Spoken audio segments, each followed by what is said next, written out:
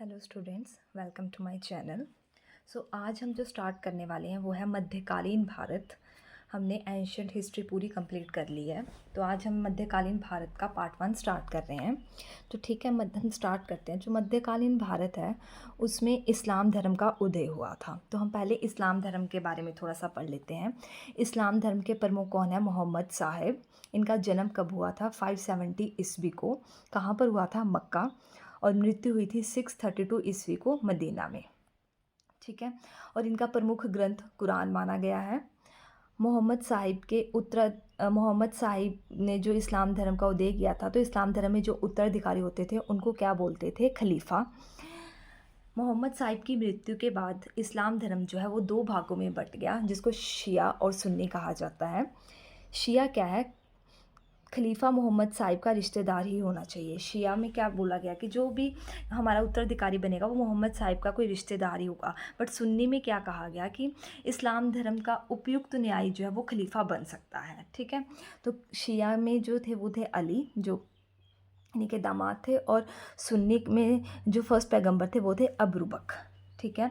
और आप याद रखना, इंपॉर्टेंट है क्वेश्चन, मक्का से जो मदीना की दूरी है वो कितनी है? 280 मील। ठीक है। मक्का से मदीना की दूरी है 280 मील। दिन में नमाज वो 5 टाइम पढ़ते हैं। मोहम्मद साहिब की कौन कौन सी शिक्षाएं थी?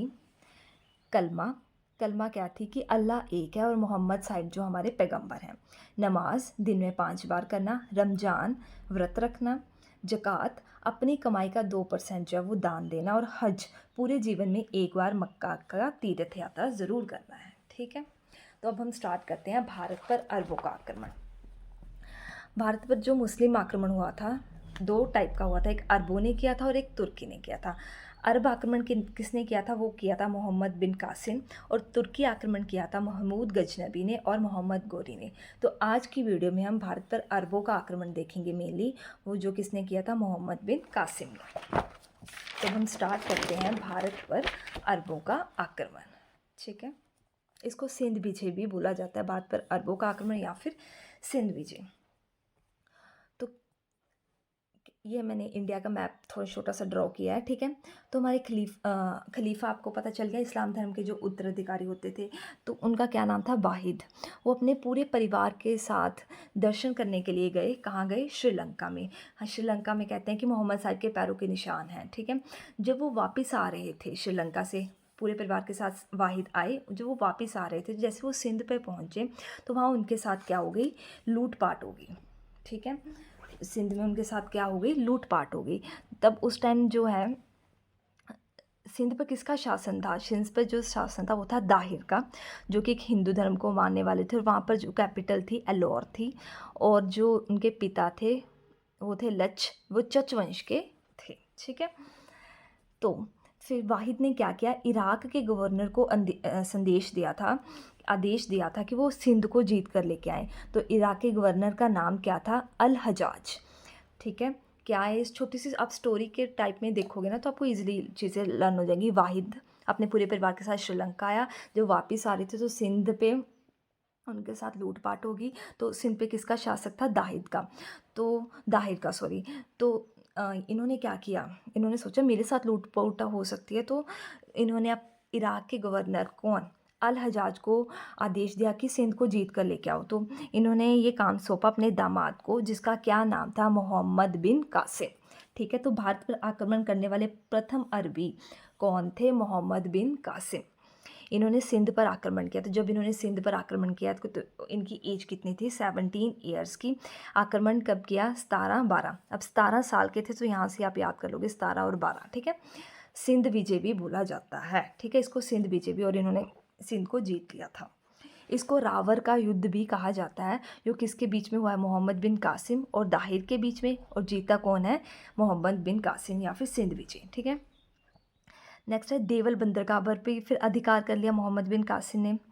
ठीक है। और दाहिर की पत्नी, दाहिर कौन था? सिंध का। शासक था ना दाहिर, जो हार चुका था, तो इसकी पत्नी लाडी और इसकी जो पुत्री थी सूर्या देवी और पारमिल देवी, इसको मोहम्मद बिन कासिम कैद करके अपने शासक काल में लिख के आ रहे थे। ठीक है, तो जैसे ये पहुँचे तो इन्होंने आरोप लगाए थे कि जो मोहम्मद बिन कासिम है, इन्होंने इनके साथ जो है वो दुर्व्यवहार किया है, दुराचार किया है।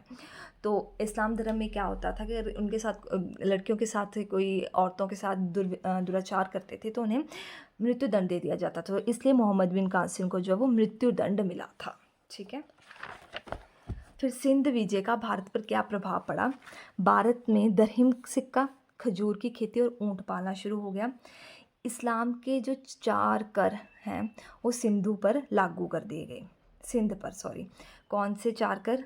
जजिया कर, ज़कात कर, खम्स, खिराज। ठीक है, अब पढ़ते हैं कि जजिया कर क्या है। वेरी वेरी इंपॉर्टेंट है। ये एक धार्मिक कर है, गैर मुसलमानों से लिए जाने वाला कर। ठीक है, जजिया कर में से निम्न, वैसे तो गैर मुसलमानों से लिया जाता, बट इन लोगों से भी ये कर नहीं लिया जाता था। वो कौन थे? वो थे बच्चे, बूढ़े, औरतें, विकलांग और ब्राह्मण। और इसकी रेशियो क्या होती थी? 12:24:48। इस कर को किसने समाप्त किया था? वो अकबर थे 1564 ईस्वी में। नेक्स्ट है ज़कात कर। ये एक धार्मिक कर है, ये धनी मुसलमानों पर लगाया जाता था। फिर अब इन्होंने बोला था कि गैर मुसलमानों पर है तो मुसलमानों पर भी कोई लगाओ, तो फिर वो कौन सा लगाया? ज़कात कर, बट वो सिर्फ ओनली जो रिच मुसलमान होते थे उन्हीं पे लगाया जाता था। उसके बाद खम्स। खम्स कर क्या था? युद्ध में लूटा हुआ धन। जैसे कोई भी शासक है जो युद्ध से लूट के, है ना, आता था, तो 20% जो है धन वो खलीफा को जाता था और 80% जो वो लुटेरी सेना लेती थी। ठीक है, उसके बाद है खिराज।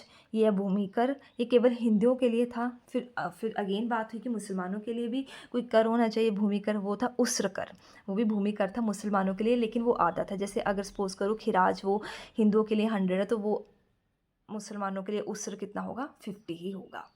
तो ये 4 कर थे। ठीक है, नेक्स्ट पॉइंट है भारत में नए धर्म इस्लाम से परिचय करवाया। ठीक है, सिंध विजय के बाद मुल्तान में मंदिर जो था, सिंध की विजय के बाद जो मुल्तान में मंदिर था उसका नाम बदल कर क्या रख दिया गया? महफूजा रख दिया गया, ये जो कि सोने का मंदिर था। और भारतीय अंकमाला को अनुवादित करके क्या बोल दिया गया? हिंसा बोल दिया गया। सिंध पर अरब आक्रमण की जो जानकारी है, very very very important question, कहाँ से मिलती है कि अरबों ने आक्रमण किया था? तो ये मिलती है चचनामा से। इसके लेखक हैं अली अहमद। और सेकंड है तबकात नासिरी और इसके लेखक हैं मिनहाजुद्दीन सिराज। ठीक है, तो इससे आपका जो है आपका भारत पर अरबों का आक्रमण है वो कंप्लीट हो गया। एक बार क्विक रिवीजन कर लो, फिर इसके बाद हम क्या करेंगे? Question practice. वाहिद जी आए श्रीलंका में, फिर वापस गए सिंध। सिंध पे किसका शासक था? दाहिर का। वाहिद दाहिर देखो सेम सेम ही है ना, दाहिर, बट आपने कंफ्यूज नहीं होना, खलीफा थे वाहिद, और जो शासन किसका था वो था दाहिर का। ठीक है, फिर उन्होंने क्या किया? इराक के गवर्नर को बोला। फिर उनके जो दामाद थे वो थे मोहम्मद बिन कासिम, उन्होंने सबसे पहले आक्रमण किया। एज कितनी थी? 17 ईयर्स।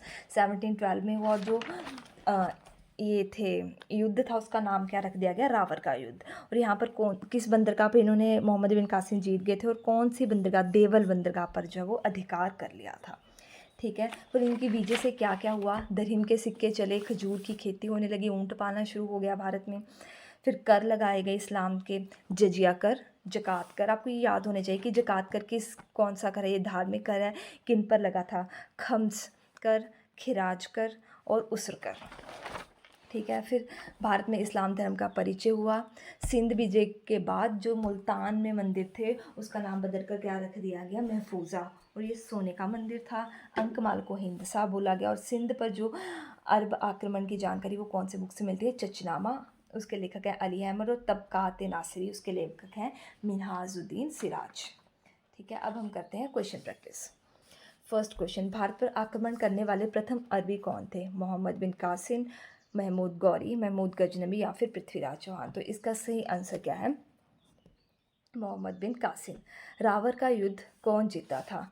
महमूद गजनबी, गौरी, मोहम्मद बिन कासिम या फिर दाहिर?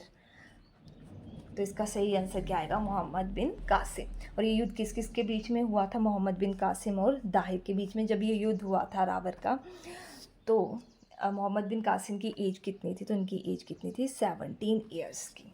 ठीक है, और ये युद्ध कब हुआ था, 1712 में। यही हमने यहाँ पे पढ़ा। ठीक है, सिंध विजय हुई थी। उसके बाद मक्का से मदीना की दूरी कितनी है, 280 मील, 230 मील, 240 मील या फिर 250 मील, और आप इसका आंसर मुझे कमेंट सेक्शन में बताओगे। Thank you so much for watching.